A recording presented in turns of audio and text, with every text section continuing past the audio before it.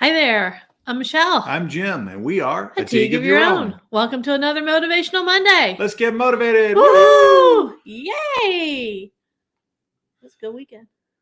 Yeah, it's a pretty good weekend. It was Father's Day. Yeah. Happy Father's Day to all you guys out there. Did you have a good Father's Day? It was okay. Yeah. Yeah. Had a lazy day. Yeah. We didn't do a whole lot. No. So that was nice. Mm-hmm. Slept in. Yeah. It's good to have those kinds of days every once in a while. Yeah. It was. Especially since I've been doing all kinds of other crazy things on the weekends. Finished up the youth leadership program with the girls. Yay. And I'm very proud of their accomplishments. They did well. They did very well. Yeah. But it was nice that was 8 Saturdays that were taken up with that. It's like, whoo. Had to sacrifice a few things for that one. Yeah. So It went well though. Great job. Jason there at Adelphi Village. We're grateful for getting together with him and him identifying these girls. They learned a lot. They really did. So that was good. Got a lot going on this week. And then next week is a fun week. yes. Were you waiting for me to say something? To say yes, it will be.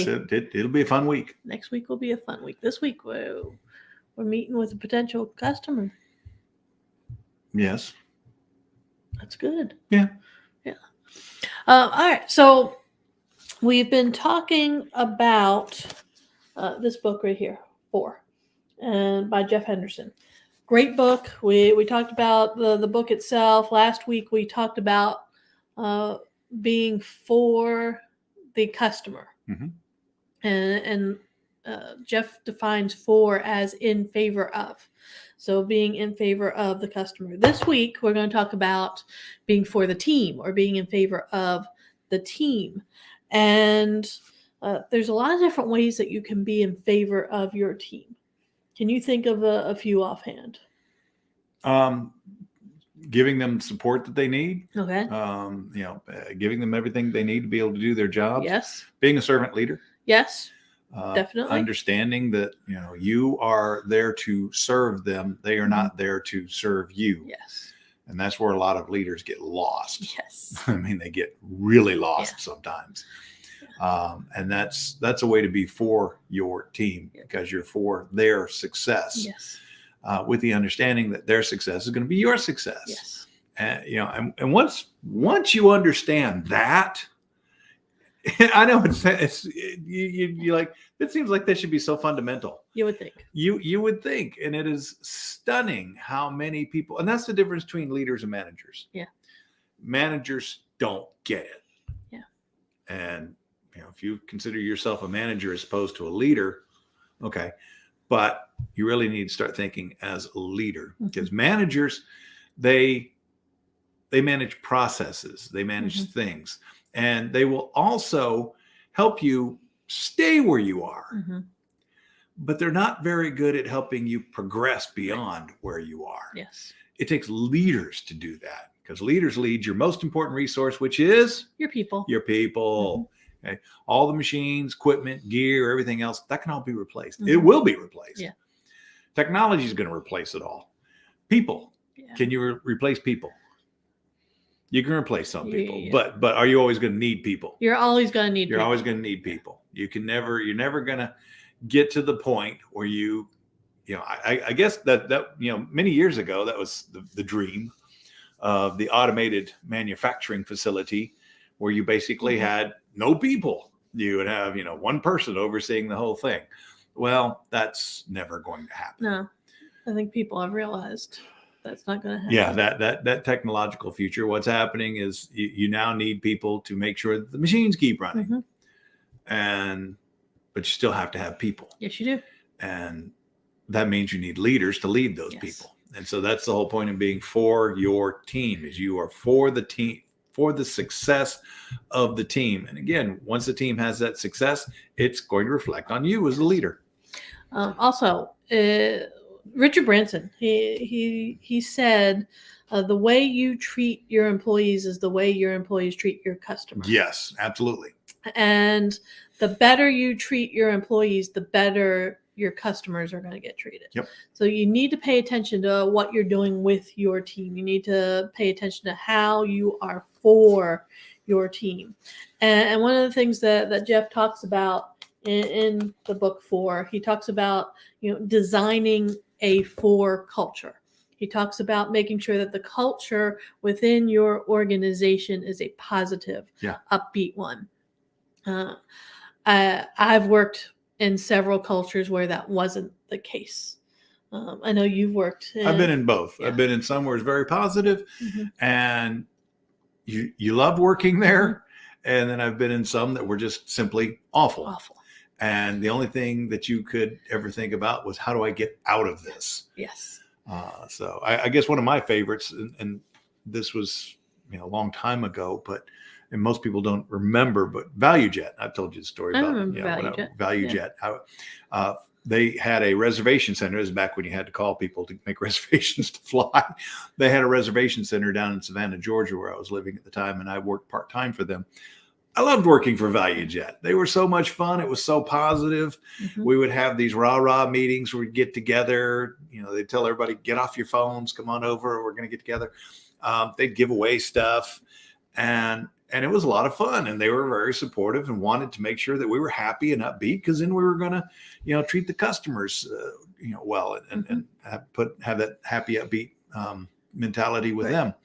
And give them a good experience when they're calling to make reservations. Yes. It was a load of fun. To me, it was awful when they had the plane crash. Yeah. I mean, plane crash is always awful. Yeah. And we felt terrible. It was, I remember I was numb. I couldn't believe it. And then everything just went downhill from there, unfortunately. But it was such a great company. It was. And most people don't realize, if you ever fly Southwest, they bought up. Yeah. They bought up AirTran, which had merged with ValueJet. And ValueJet ValueJet bought AirTran and took the AirTran name. Yeah. So if you're flying with Southwest, and some people might say, well, considering what Southwest has been through recently, makes sense, I suppose. But it was a great environment. I've had some other jobs like that where you love showing up. Yeah. You had a great time. And then I've had some where you just, wow. Yeah. And it's a struggle. It's a struggle to go to work.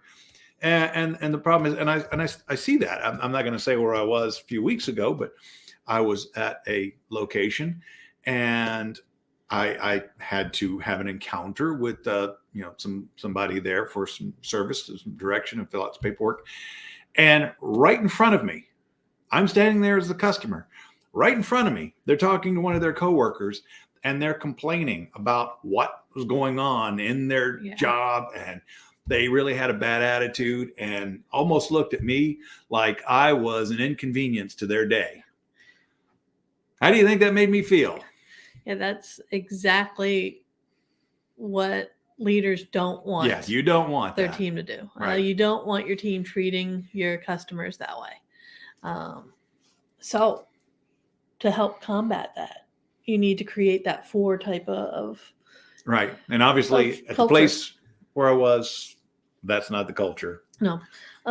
And Jeff says there's five parts to a for culture. The first one is to believe abundantly, and it's believing in your team. Mm-hmm. Right, that they can accomplish what they set out to do, making sure you tell them that. The second part is appreciate consistently. And in the book 4, he actually talks about he talks about the guy from Home Depot who does the handwritten notes. Oh yeah. Frank Blake. He talks about Frank Blake and how Frank would every week write handwritten notes to his team, not to his customers. He would actually write them to his team of how much he appreciated what they did for them. Develop intentionally, meaning you want to develop the team themselves. You want them to grow, because if your team isn't growing and if your team isn't innovating, your company isn't. Your organization will not grow and innovate. Number 4 is listen actively, meaning you need to make sure that you're paying attention to what they have to say. And we the last few trainings we've done have actually been about listening. Yeah. Where we talked about preventing conflict. We talked about improving your communication skills, and active listening was a huge part of all of Right. that. So make sure that you are taking the time to actively listen to your team. And then number 5 is live repeatedly. He says in here, vision rarely repeated is quickly forgotten. He talks all about Zappos. Yep. And they have it all over the place. And the vision that they have. Deliver happiness. Deliver happiness. Yeah. Deliver happiness, deliver happiness, deliver happiness. Even talked about the sign being in the bathrooms, was, that's a little weird. However, their team, everybody on their team understands the vision and the mission of that company.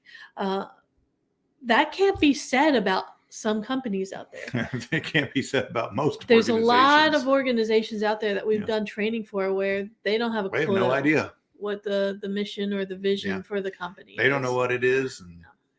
And actually, there's been a few times where we've been in trainings and we look that stuff up and then ask them, do you know what the vision of this company is? Do you know what the mission is? And they don't. No. And for them, I think it's a little embarrassing when I can sit there and read it to them. Yeah. Say, well, I have it right here. I pulled it right off the website. All over your website. Did you notice you have a sign right over here? there it is. That's my favorite is when the sign's there. Yeah. Have you read that lately? And some of them go, I didn't even realize the sign was there. So making sure that your team is very much aware of what the mission and the vision of the organization is. Because if they're not aware of it, how are they supposed to deliver it? Right. And it's nice if it's something as simple as, deliver happiness. Yes. You keep it short, sweet, simple. Yeah. Boom, get it blazed in their brains. One of the things Jeff tells you is it can't be some 5-page document. No. That is, filed away in a cabinet somewhere and has been there for years. Yeah. Collecting dust. It has to be active. Yeah. It has to be easy to remember. It needs to be repeatable. Yeah. And it needs to be repeated often. Yes. And so that's how you create these teams that are going to have a positive culture where your culture is for the team itself. One of the points that he brought up in there, and I said it was Frank Blake from Home Depot. He writes handwritten notes every Sunday. He takes his Sunday afternoons and he'll write 100 of them every single week to his team. Not like I said, not to the customers. He actually writes it to his team, and he acknowledges what they've done for the team and for the organization. And that was a huge shift in what had happened with the CEO prior to him. And that one little shift told the team and told the employees who were there how much they were valued and how much what they did mattered. And that's what you want. You want your team to realize that they matter to you. You want your team to realize that they're valued, that you are for them. One of the ways to do that is training. Most people don't realize that younger generations right now are expecting to be trained on the job. Yes, they are. And they're not expected to just learn their job requirements. Right. They are looking for organizations that will help them grow personally and professionally. Right. They're looking for organizations to provide them with training that will help expand their skill set. And a lot of organizations aren't doing that. Right. And then they wonder why people are leaving. Why they're leaving. And they're leaving. And it's because they've got, better opportunities or opportunities that are just as good in other places. And when you have organizations that don't understand this idea that you've got to be in favor of your team and that you can't try to, the days of ruling with an iron fist, that's gone. That has way gone. Wow, way gone. Yeah, we still see it. We still see organizations and not leaders, they're managers, and I wouldn't even call them managers. Tyrants. They're is what they are. tyrants. Yeah. It doesn't work. It just doesn't work. And especially in this environment when, there's so much opportunity out there Mhm. that, your workers don't have to stay. If they don't like it, they can go. Yep. They can just go right down the street and find another job. Mhm. Now, the thing that you need to emphasize to them is that if they are going to grow and develop, that every time that they move, they're starting over. Yeah. And you don't want that. They certainly don't want that. But it's a matter, if you are not for the team, if you're not for them, and you're not doing what you can to help them develop and grow, they're going to leave. They're going to go to the other places. So one of the things that you can do to show that you are for your team is to provide them with training to expand their communication skills, to expand their leadership skills, to expand their personal and professional development. And who do we know who can do that? That would be us. Yes. As a matter of fact, we do. We focus on leadership development. We focus on communication skills. We focus on teamwork, getting everybody on the same page, moving in the same direction, working on those same goals. So if you want to provide that training to your team, and you do, reach out to us, because we're here to help you, and we'll be more than happy to have that conversation. That's what we're doing tomorrow. We're getting together with a company and talking about what they can do to help their team, because they're for their team. And I know there's a lot of business owners out there. There's a lot of HR professionals that are out there that realize, oh my goodness, we need help. And they don't necessarily know where to turn. We can help you. That's what we're here for. So if they want to reach out to us, how could they do that? Send us an email. And what's that email? info@ateagueofyourown.com. info@ateagueofyourown.com. Yes. How else could they reach out to us? Do something really weird that people don't do very often anymore. Pick up the phone. What? I know. Give us a call. A call? A call. You can do that with phones? You can do that. You can do that with smartphones. Wow. That's where, there's smart, and then there's still that phone part. I'm not sure why they still call them smartphones, because you don't use them for phones. I do. No, I do. But I like texting better. Oddly enough, I'm right there with the kids. Let's text. You can text us. You can call us. Our phone number, 412-420-7975. There you go. And yes, we do answer. I know, well, at least I'm up there, but apparently What? In age. You are. Yeah.